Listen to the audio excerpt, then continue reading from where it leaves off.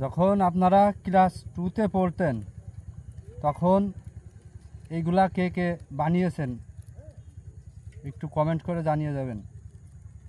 খুবই মজার একটি খেলা, 4 আনা দামের চকলেট, হেভি সুস্বাদু,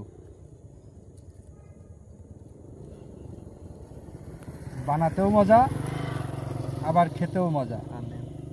ওয়াও,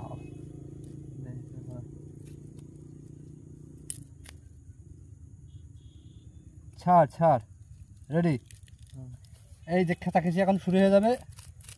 ওয়া, ও মাই গড, এই সেই চকলেট, ইন্দোনেশিয়া চকলেট।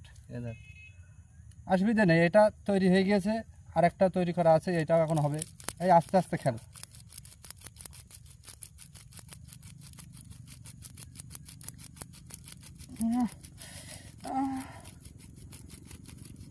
তো দুই টানিস নে। আচ্ছা,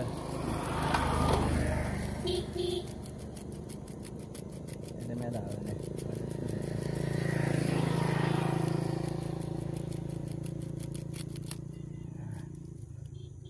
সুদলিং পং, এই যে এটাকে এখন আমরা অবশ্য খাবো না, তবে আপনাদেরকে দেখানোর জন্য আর কি তৈরি করলাম।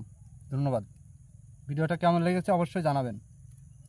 দাও, আর কমেন্ট করে জানাবেন কার কার লাগবে। যদি লাগে অর্ডার করবেন, অর্ডার সাকসেস হয়ে যাবে। 4 আনা টাকা পিস মোটে, সমস্যা নেই।